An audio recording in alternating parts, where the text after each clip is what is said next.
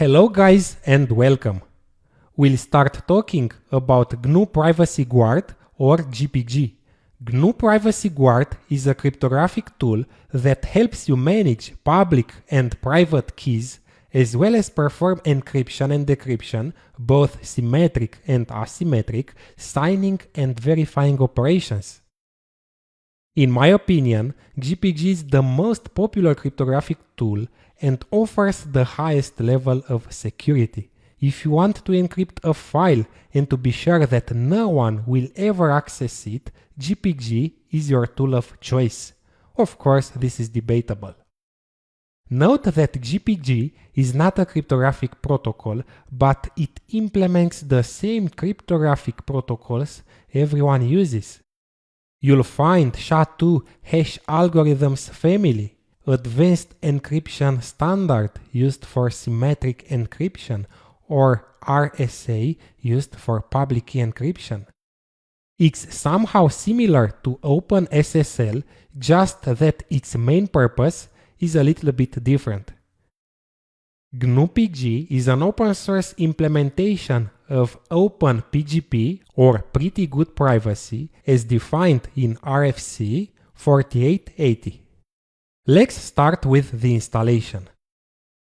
Depending on your platform, you can install the GPG command line tool with the following commands. On macOS, the easiest installation is to use the popular package manager Homebrew. In a terminal, you just type brew install GnuPG. On Windows, you can find the GnuPG installer at this address, gpg4win.org. In this example, I'm gonna use Linux. Most Linux distributions like Ubuntu Linux Mint, Kali Linux, and so on come with GPG already installed. But if it's necessary, you can install it by executing sudo apt install GnuPG.